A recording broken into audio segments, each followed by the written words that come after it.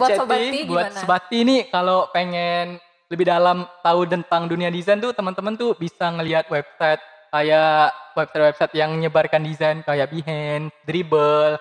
Kalau kalian udah ngelihat website itu kalian bakalan timbul ketertarikan tuh.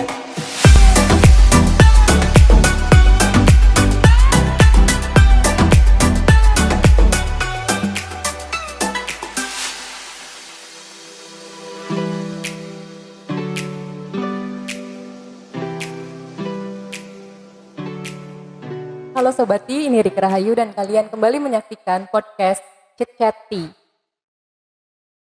Siniar mingguan ini akan ditayangkan di kanal YouTube traju.id dan juga laman traju.id. Dan untuk hari ini kita kedatangan tamu spesial dari Pontianak Graphic Design dengan William dan juga Alfian. Oke, sebelum kita lebih lanjut ngomongin tentang desain, aku sebenarnya excited banget karena ketika Chit Chatty tim ngubungin aku bahwa nanti speakernya bakal dari desainer gitu. Wah, karena aku juga sebagai salah satu penikmat desain gitu. Nah, di sini teman-teman di rumah Sobati akan mendengarkan paparan dari William dan juga Alfian mengenai perspektif mereka tentang apa sih graphic design. Nah, langsung aja kita perkenalan dulu mungkin ya. Dimulai dari Abjad Alfian. Dimulai dari Alfian. Di absen ya. Di atas ya. Dimulai dari Alfian mungkin bisa memaparkan apa sih kesibukannya sehari-hari, terus gimana awal ceritanya bisa terjerumus ke dalam graphic design ini. Oke, Assalamualaikum warahmatullahi wabarakatuh. Waalaikumsalam. Perkenalkan, nama saya Alfian. Alfian Dedi Cahyputra lengkapnya. Sekarang saya adalah mahasiswa semester 5 di Teknik Informatika Politeknik Negeri Pontianak. Membari jadi mahasiswa, saya juga bekerja di CPD kita Indonesia sebagai User Interface dan User Experience Designer. Dan di kampus juga saya berkecimpung di organisasi namanya Powers sebagai Head of Public Relations di sana. Nah, awalnya ketemu desain atau terjun di bidang desain nih, pertama tuh saya ini sebenarnya nggak ada ketertarikan di sana. Cuman penikmat juga sama kayak Teh Rika tuh. Aku ngelihat temanku pas SMA dulu tuh ada buat desain poster buat ulang tahun sekolah. Tapi yang aku lihat kok posternya bisa dibilang tuh nggak bagus lah, agak kurang lah. Terus aku komen, kok buatnya gini sih, kok nggak bagus? Padahal aku belum bisa ngedesain zaman itu tuh. Nah dari situ tuh aku tuh pengen belajar, minta ajarin teman yang aku komen malahan. Ajarin dong desain gimana. Nah dari mulai itu tuh SMA kelas 3 aku mulai belajar namanya Photoshop. Pertama tuh susah banget buat aplikasiin tools yang ada di sana tuh. Jadi aku belajar, diajarin temen yang aku komen juga. Lama-lama aku nemuin juga tuh tes atau feeling aku sendiri di bidang desain. Jadi kayaknya udah ada dari lahir gitu, tes kita sendiri itu. Ada kayak perasaan atau bakatnya mungkin. Jadi udah ada feelingnya, aku belajar dari YouTube juga. Lama-lama keterusan. Terus sempat juga kerja di agensi yang ada di Pontianak juga. 4 bulan itu. Lalu sekarang di IDE Kita Indonesia sebagai User Interface dan User Experience Designer. Dan aku juga nerapin ilmu aku nih di organisasi yang aku masukin juga. Itu sih Kak. Keren-keren. Jadi Alfian ini super sibuk lah ya. Bisa dibilang sih. Kalau William? Oke, yang pasti cerita saya tidak sekeren dengan ceritanya Alfian. Yang saya biasa aja. Oke, perkenalkan sebelumnya nama saya William Salim. Ya bisa dipanggil William juga. Sini saya itu jadi freelancer spesialisasi di visual branding identity sama digital marketing. Jadi awal mula saya terjun di bidang ini ya awalnya juga 11-12 lah. Sama lah ya. Cuma ya kita kalau dari saya sendiri itu kan belajar dulu di perkuliahan nih. Awal belajar desain tuh dari perkuliahan ketika itu belajar Photoshop. Pas sudah buat ya maksudnya tuh tertarik, keren juga. Dan sebelumnya memang ada pas kecil tuh memang ada cita-cita sebelumnya dari arsitek nih. Kan masih ada desain-desain mirip lah. Cuma larinya jauh. Arsitek ke desain. Nah, boleh lah kan? Masih boleh lah.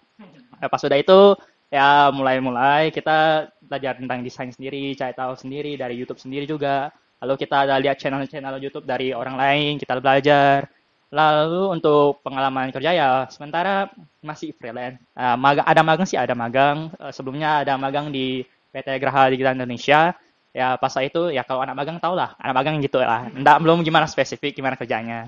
Ya lebih fokus sekarang freelance, itu aja. Okay. Jadi kalian berdua ini tergabung di dalam Pontianak graphic design. Ya, Nah, bener boleh banget. diceritain sedikit nggak Pontianak graphic design ini atau disingkat PNKGD? PNKGD itu apa? Kok Oke, di sini komunitas Pontianak Graphic Designer itu adalah sebuah komunitas yang tujuannya untuk mewadahi semua desainer yang ada di Pontianak. Ya, tujuannya masih belum ya, kita masih belum mencapai lah ya, masih proses mencapai itu. Nah, di mana di komunitas itu juga nantinya kita akan namanya mengedukasi masyarakat Pontianak, khususnya Pontianak dulu ya, kita kecil-kecil dulu.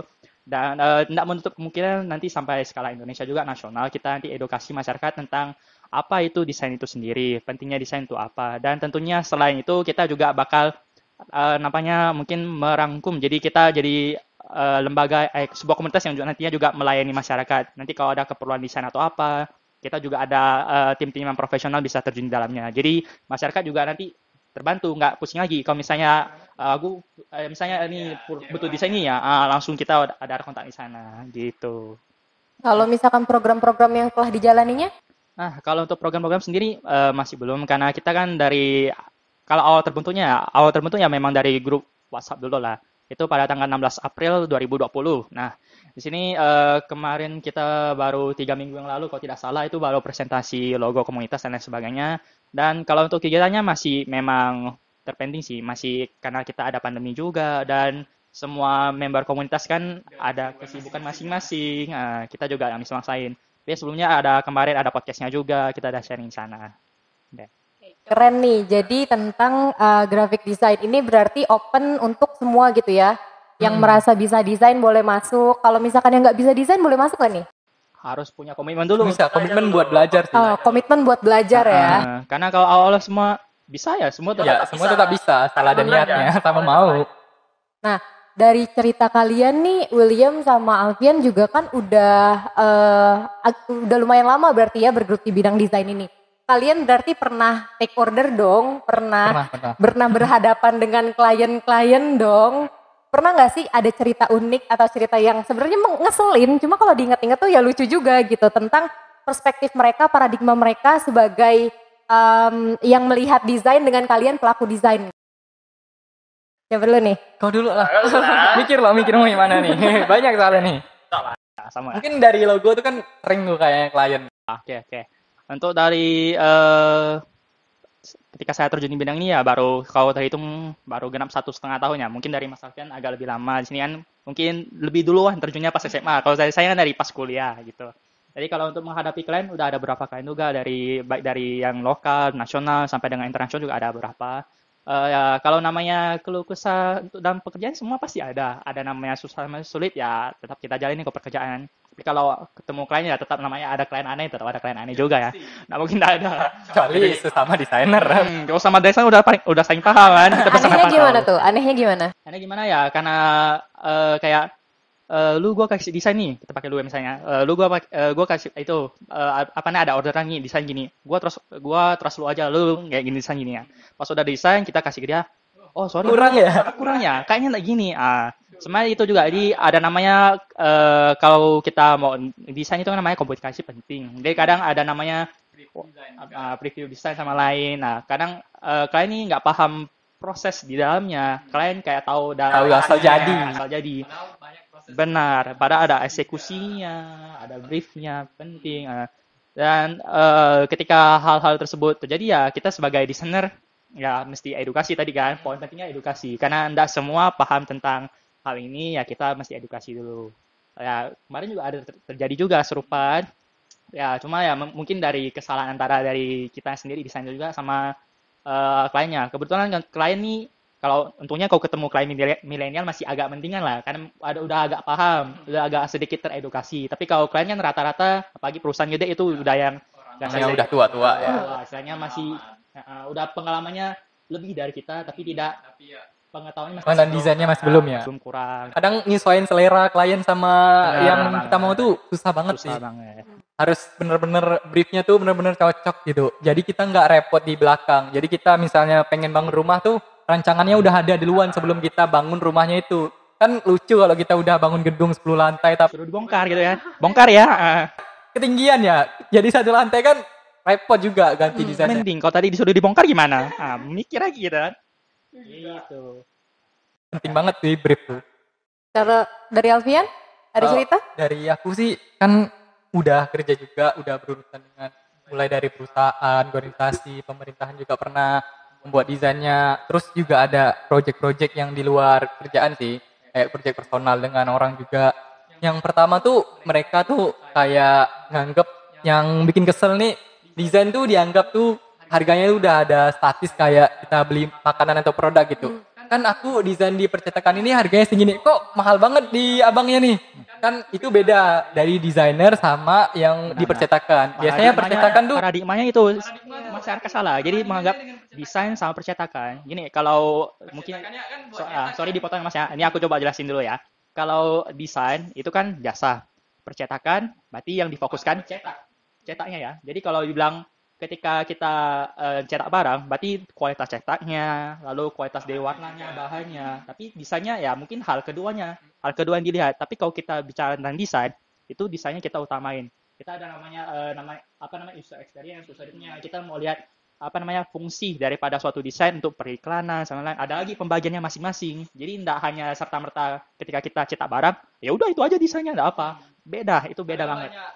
Ilmu di balik desain itu tuh kan sebenarnya desainer tuh menyampaikan pesan dari desain yang dibuat. Kayak kita buat banner, kita nyampaikan pesan, misalnya ada event tanggalnya sekian. Kalau kita nggak nerapin konsep desain yang bagus, misalnya backgroundnya terang, warna tulisannya agak susah dibaca, dan kita nempel di misalnya TV jalan lah, pas orang lewat tulisannya tuh sama background itu nyaru gitu, nggak kontras, jadi orang tuh nggak bisa ngelihatnya, susah bacanya. Jadi kalau misalnya ketemu klien sama sukanya gaya kok gitu, kita harus edukasi, bilangin Bu, kalau ibu misalnya mau ngeluarin budget segini, terus ibu nempel bannernya di TV jalan, bakalan audiensnya tuh nggak bakalan bisa lihat, bakalan susah. Terus diedukasi ya, baru mereka ngerti, baru bisa dijalanin konsep-konsepnya. Yang penting dari desainer juga kita mengedukasi ya, kita memberikan pelayanan juga. Entah hanya serta-merta gue kasih lu kerjaan kayak gini, lu desain, lalu udah selesai cetak. Nah gitu juga. Pasti dari kaminya sebagai desainer ada memberikan saran bahwa kedepannya harus gini-gini dan sebagainya. Jadi ada namanya poin plus deh, value lebih yang kita berikan sebagai desainer kepada konsumen. Kalau misalkan dari masyarakatnya nih, gambar kayak gitu mah gampang, paling bener banget paling tuh. sejam 2 jam selesai, itu gimana tuh? Tahu dia ya, coba jelasin. Belum tahu dia ya. Pernah sih kayak gitu dulu. Temenku ngomen gitu, wah ini palingan ngambil template nih, ini palingan buatnya sebentar nih. Kali dia udah mulai belajar desain, kali hasilnya. Hasil dia tuh memang di bawah rata-rata. Aku bilang, oh memang desain itu susah ya, baru dia nyadar. Benar tuh kalau ngelihat hasil akhir tuh, pasti tuh kita ngelihatnya, gampang nih buatnya, gampang nggak susah. Kalau mereka baru lihat di belakang layarnya atau prosesnya, itu baru mereka nyadar sih. Sebenarnya prosesnya itu penting juga sih, desainer ngasih taunya. Misalnya kita bikin video di balik behind the scene-nya, misalnya kan bikin logo kita coret-coret di kertas, terus kita nyari inspirasi, misalnya kita jalan-jalan, lihat website itu kayak Pinterest, Dribbble, Behance, terus kita dokumentasikan, terus ngasih ke orang-orang gitu, itu bakalan ngasih sudut pandang lebih sih, atau point view yang lain daripada ngelihat hasilnya doang. Mereka bakalan menghargai proses yang kita buat daripada menghargai hasil yang udah jadi aja. Lalu kalau lebih sederhananya gini, ketika kita meminta klien membayar mungkin agak mahal mungkin istilahnya, sebenarnya yang dibayar itu bukan hasil akhirnya, tapi proses di mana kita melalui hal tersebut. Ketika mungkin disuruh aja, tolong ya kamu belajar ini, mungkin proses yang dilalui 2 tahun. Tapi setelah 2 tahun itu mungkin dia kerjain desainnya mungkin dalam 1 jam selesai. Nah, proses eksekusinya, jadi ada proses dari pembelajaran selama 2 tahun itu, menghasilkan sebuah desain yang dikerjakan dalam 1 jam selesai. Sama pengalaman juga tuh Kak. Nah, jadi sebenarnya bukan berarti ketika kita mau mintanya mahal dan lain sebagainya, enggak. Ada namanya investasi yang kita lakukan di awal, namanya investasi waktu. Enggak semua orang mau investasikan semuanya untuk belajar itu kan. Nah, disuruh aja. Tadi kan bilang, oh desain ini gambar mudah, tapi dia nggak tahu proses di baliknya. Mungkin kita belajar itu dari pagi sampai malam, mungkin ada belajar desain coret-coret. Kita ikut kelas online ataupun ikut kelas offline gitu, mereka nggak tahu. Nah, disuruh ikutin dulu, belum tentu semuanya mau menginvestasikan waktunya juga. Berarti sebenarnya kita kan membayar itu bukan membayar bentuk gitu. Kita membayar waktu kalian, effort kalian, Ya, pemikiran kalian, usaha-usaha yang telah kalian lakukan sebelumnya gitu kan. Nah terus aku juga tadi dengar bahwa William sama Alfian ini ada yang freelance juga, ada yang bekerja di perusahaan juga. Nah kalau misalkan plus minusnya yang dirasain ketika di freelance dan plus minus yang dirasain ketika di perusahaan apa nih? Jam kerja sih, absolutely jam kerja. Perusahaan jam kerja Sama ya. aturan. Kita mau ngatur diri sendiri atau diatur orang tuh dari keputusan kita. Kalau freelance kan semau kita mau dapat uang atau enggak, semau diri kita sendiri. Kalau perusahaan kan kita harus mengikuti aturannya. Tapi ya kalau dihitung dari kestabilan atau pendapatnya ya tetap di perusahaan sih atau kerja dengan organisasi atau badan gitu sih. Kalau freelance kan dari dirinya sendiri. Tapi ya zaman sekarang ya kalau kalian udah pada tahu namanya situs-situs store atau microstock gitu, freelance tuh bisa menghasilkan passive income loh. Misalnya mereka bikin logo atau bikin aset-aset desain, terus mereka simpan di misalnya free pick, Shutterstock, mereka terus di download orang, terus kita dibayar itunya, duitnya. Jadi kita nggak perlu kerja lagi. Itu kalau freelance sudah next level sih. Kayak teman saya juga ada kontributor free pick namanya. Dia nggak perlu kerja lagi. Sebulan tuh udah dapat uang dari desain yang udah diuploadnya waktu-waktu lalunya itu. Jadi itu sih kalau harus jadi kreator sih. Bener sih. Jadi pokoknya ya benar yang tadi apa udah disampaikan sama Mas Alfian, memang soal waktu fleksibel sama peraturan. Itu mungkin penjelasan secara singkatnya. Tapi ya setelah kita mengalami pandemi ini ya semua udah mulai terasa kan. Ya semua udah pada go online, nah kerja di rumah pusing. Sampai yang kerja di kantoran kadang juga ya bingung kan. Ujung-ujung cari kerjaan lain, ya udah mengenal lebih namanya dunia freelance. Kalau awal kan semua juga pikir aja serabutan kali ya kerajaan yang lain kan. Malah semuanya ada ya mungkin agak mirip-mirip, tapi sebenarnya enggak juga. Kita ada suatu fokus yang lebih lagi. Kalau freelance kan mungkin freelance graphic designer berarti memang fokusnya di graphic design. Justru editing video ya belum tentu bisa. Kalau serabutan kadang memang semua kerja diambil nanti dia ada income gitu. Ya begitu sih singkatnya. Tadi kita bahas tentang apa sih plus minusnya gitu dari perusahaan ataupun kita freelance. Nah, kalau misalkan kita tarik mundur lagi untuk yang awam-awam buat Sobati di rumah, kalau misalkan Sobati mau mulai nih untuk belajar desain misalnya, apa sih yang harus disiapin dari toolsnya mungkin atau dari aplikasinya? Gitu, siapa yang menjawab nih? Ya mungkin aku dulu ya. Oke, siap. Nah kalau mau jadi desainer tuh sebenarnya semua orang bisa jadi desainer. Misalkan kita tuh paham sama konsep atau kita harus juga bisa membaca tren, membaca prinsip-prinsip desain. Kalau kita udah paham prinsip, baru kita larinya ke tools. Kayak tools yang populer itu produk dari Adobe kayak Illustrator, Photoshop, CorelDRAW, Affinity Designer, dan yang spesifiknya aku nih kan sebagai user interface dan user experience designer tuh ada toolsnya tuh namanya kayak Adobe XD atau Figma. Nah, setiap tools ini ada kelebihan dan kekurangan masing-masing dan dibuat untuk kepentingan atau ketentuan masing-masing juga. Kayak Adobe Photoshop tuh kan kalau orang belajar desain tuh pasti pakai Photoshop dulu buat awalnya. Tapi sebenarnya dari namanya juga kita udah tahu, namanya juga Photoshop. Nah, Adobe Photoshop ini sebenarnya buat manipulasi foto. Namanya juga Photoshop. Nah, kalau buat poster atau buat banner itu cocoknya di Illustrator. Soalnya dia berbasis vektor. Kalau Adobe Photoshop ini berbasis pixel atau raster gitu. Jadi beda. Kadang-kadang kita ngeliat tuh kalau kita buat di Illustrator tuh kalau kita zoom sampai full sekali dia nggak ada kotak-kotak pixel gitu. Kalau di Photoshop tuh pasti ada. Soalnya di basisnya raster. Kan kalau di layar tuh ada namanya pixel. Itu satuan layar per titiknya gitu. Kita bisa ngeliat di HP kita juga nih. Ada kan kalau ada resolusi layar misalnya 1080 kali 1920 gitu. Nah, itu satuan titik-titik pixelnya. Semakin kita kecilin pixelnya, semakin besar gambar pixelnya itu. Itu sih penting banget sih. Kalau kita udah dapat toolsnya, baru kita udah tahu nih mau desain apa. Yang penting tuh kita tahu dulu mau buat apa dulu. Jadi nggak pening di awalnya dulu. Misalnya mau jadi logo designer, udah tahu toolsnya Illustrator. Nah, baru kita belajar cara buat logo, menguasai tools yang ada di software itu kayak pen tool, shape tool atau tools-tools yang ada di Illustrator ya. Mungkin William bisa lebih jelaskan sih tools-tools. Oke, tadi melanjutkan dari Mas Alfian sendiri. Jadi kan kalau teman-teman Sobat Tina nih mau belajar jadi desainer itu pasti bisa. Semua orang kalau belajar ya tetap pasti bisa. Jadi kalau apa yang diperlukan untuk menjadi seorang desainer ya pasti kekenya dulu keuletannya. Jadi kan kadang ada yang tertarik di awal kan, tapi setelah lihat proses pembelajarannya udah deh kayaknya susah, itu udah payah. Kalau udah ada niat kekenya udah jangan di step masuk lagi deh, itu kayaknya karena ya namanya kalau udah belajar ya kita nggak boleh main-main, konsistennya itu penting karena kita namanya udah investasi waktu ya. Nah, kalau namanya udah dilewati ya udah tak bisa lagi. Jadi kalau soal toolsnya udah tadi benar disebutin sama Mas Alfian juga, toolsnya itu benar banget. Jadi kan kadang ada yang namanya lanjut lagi ya khusus soal logo ya, kadang ada dikasih logonya dalam bentuk Word.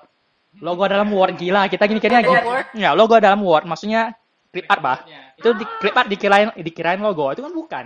Clip art itu sebenarnya bukan logo. Jadi kita perlu tahu dulu. Jadi apa ya, alat sama apa yang kita lakukan itu kan penting. Support kayak kalau mungkin perumpamaan sederhananya ketika kita main game nih. Kita lawan bos level 999.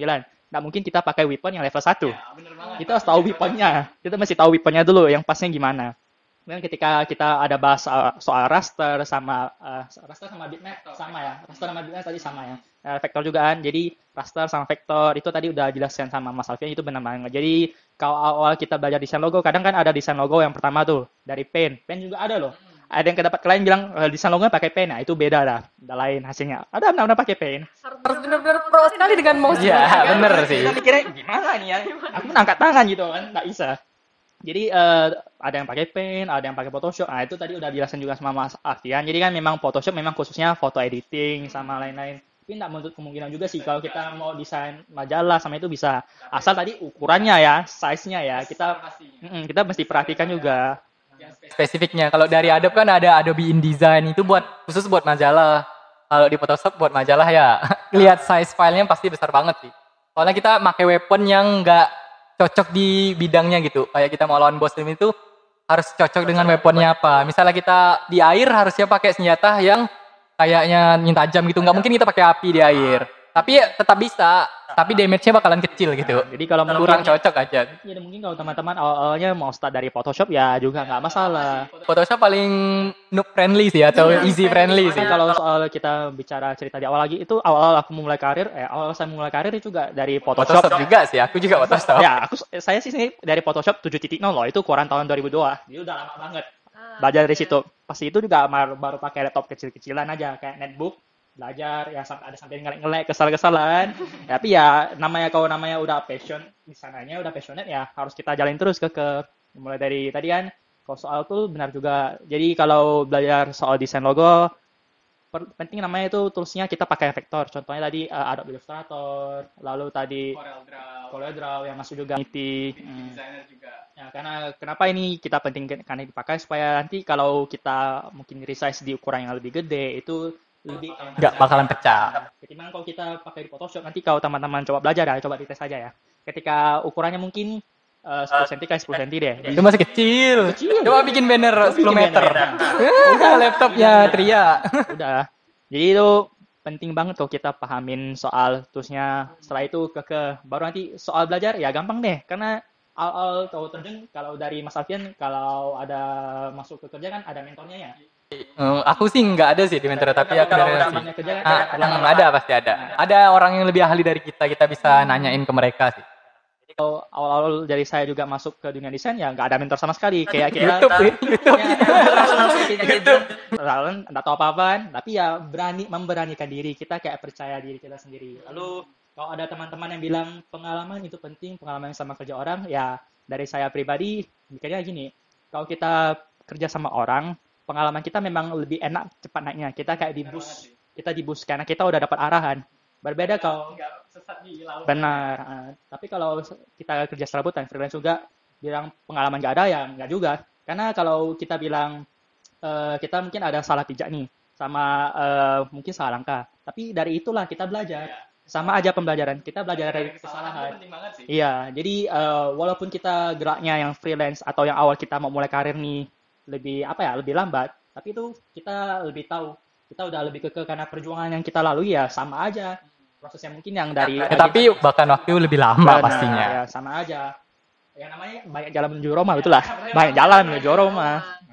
Jadi kalau misalkan sobati di rumah mau terjun ke dunia desain, tadi kata Alfian juga harus tahu dulu nih desain apa, apakah membuat logo, apakah membuat ilustrasi atau apa gitu, baru kita cocokin dengan toolsnya kita. Nah, kalau misalkan dari diri kalian pribadi, Alfian dan William, kalian pernah ada di titik jenuh nggak, di mana aduh males banget nih hari ini, males banget gitu nyentuh sering ya. Kalau misalkan udah di titik jenuh kayak gitu, kalian ngelakuin apa sebelum kalian balik lagi ke dunia desain? ritualnya. Kalau William gimana? Mungkin ngopi ya? Senja ya.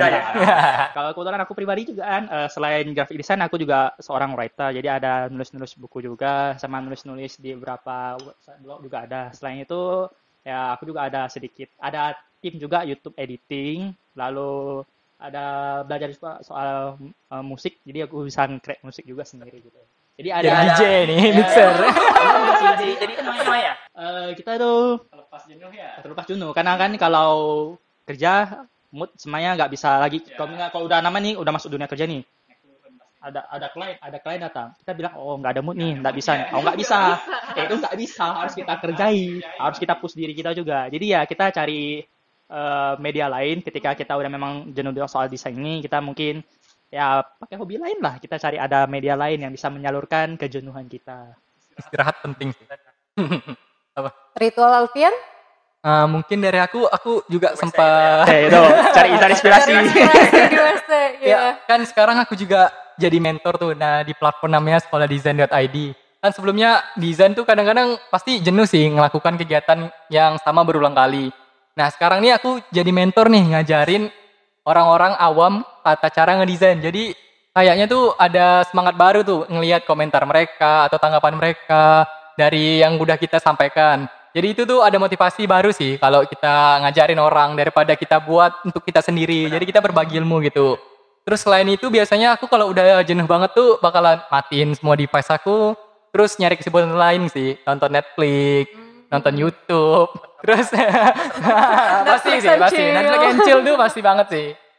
Nah, jadi banyak banget nih sepertinya keluh kesah kalian jadi graphic designer. Closing statement deh untuk sobati di rumah maupun yang udah kenal desain maupun yang belum kenal desain masih awam banget. Closing statement dari Alfian dan juga William. Ya, Pak Willy dulu mungkin. Abjad lagi. Nomor absen, silahkan. Mungkin buat pendengar apa sebutannya tadi? Ciceti. Nah, Buat sobati buat gimana? sobati nih kalau pengen lebih dalam tahu tentang dunia desain tuh teman-teman tuh bisa ngelihat website kayak website yang menyebarkan desain kayak Behance, Dribbble. Kalau kalian udah ngelihat website itu kalian bakalan timbul ketertarikan tuh. Nah, kalian kalau udah ada ketertarikan baru kalian deh ngulik-ngulik tentang desain itu apa. Jadi kalian tuh udah paham tren-tren sekarang. Jadi kalau mau jadi desainer tuh harus banyak-banyak referensi juga sih. Jadi nggak di desain-desain itu aja terus. Jadi sering-sering nyari referensi. Terus jangan malu bertanya. Jangan malu buat bertanya sesama desainer atau desainer yang udah pro. Terus juga jangan menyerah pas saat belajar. Soalnya kalau menyerah ya pasti nggak bakalan dapat sih ilmu yang kita mau. Ya mungkin itu dari aku sih. Kalau Liam nih mungkin. Closing statement? Kalau closing statement di sini saya lebih menekankan proses. Jadi nikmatilah proses yang teman-teman lalui di sini, teman-teman sobati. Jadi jangan selalu melihat sesuatu dari hasilnya. Jadi mungkin dari awal kita lihat ya proses yang kita lalui dapatnya cuma kecil-kecil dan lain sebagainya. Tapi ya nggak ada namanya perlu proses yang sia-sia. Semua yang kita lalui itu pasti ada hasilnya. Tunggu waktunya aja. Ya, jadi Sobat Tik dari Alfian tadi jangan malu bertanya. Terus kalau misalkan memang udah ada minat di desain, lihat-lihat terus ya Alfian ya. Referensi. Biar kita juga makin yakin, oke, kita didesain gitu. Terus tadi tambahan dari William juga, nikmati prosesnya. Nah, terima kasih William, Alfian Ya, dari sama-sama. Pontianak Graphic Design telah menyempatkan waktunya di sini, meluangkan waktunya berbagi perspektif dengan Sobati di rumah. Thank you Sobati telah mendengarkan podcast Chit Chat kali ini dan sampai ketemu di minggu depan.